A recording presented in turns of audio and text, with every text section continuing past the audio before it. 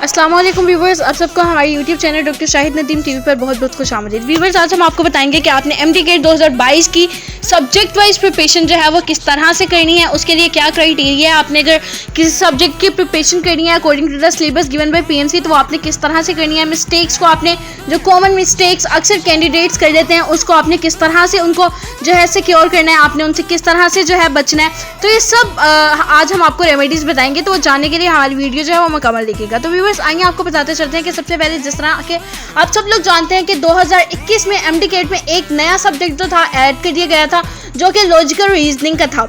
उसके 20 marks add कर दिए गए थे। बाकी ओवरऑल परसेंटेज और बाकी ओवरऑल क्राइटेरिया जो है वो MD-CAT का एज यूजुअल जिस तरह के प्रीवियस आपके MD-CAT के टेस्ट होते आ रहे हैं उस तरह से ही है, जिसमें आपके बायोलॉजी, केमिस्ट्री, फिजिक्स और जो है इंग्लिश के सब्जेक्ट्स ये शामिल होते हैं। तो आपने करना क्या होता है, आपने सबसे पहले आपको बताते चलें कि आप इंटर की अपनी FSC की जो प्रिपरेशन करते हैं, मैट्रिक की जो करते हैं, इंग्लिश की, बायोलॉजी की, फिजिक्स की और केमिस्ट्री की, इनमें आपको मेन टर्मिनोलॉजीज जो है वो आपको याद करनी होगी, अच्छे से याद करनी होगी। मेन टर्मिनोलॉजीज के अलावा आप सबसे पहले हर चैप्टर के लास्ट पे गिवन MCQs होते हैं, आपने उन चैप्टर के MCQs को अच्छी तरह से याद कर लेना। आप लोगों ने उनको अच्छी ऐसे याद करना है कि जिस तरह आपको क्या कोई भी सूरह याद होती है, इस तरह से आप लोगों ने उसको याद कर लेना।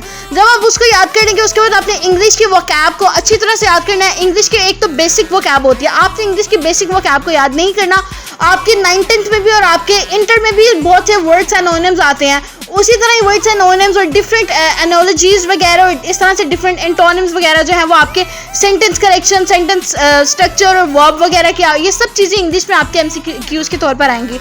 आपने वो चीज़ें जो है वो अच्छी तरह से कर लेनी है। आपके टेंसेज, आपके एक्टिव वॉइस, आपके पैसिव वॉइस जो है और डायरेक्ट और इनडायरेक्ट, ये सब आपके अच्छी तरह से हो जाने चाहिए, ताकि आपका इंग्लिश का एक मार्क जो है वो सिक्योर हो जाए।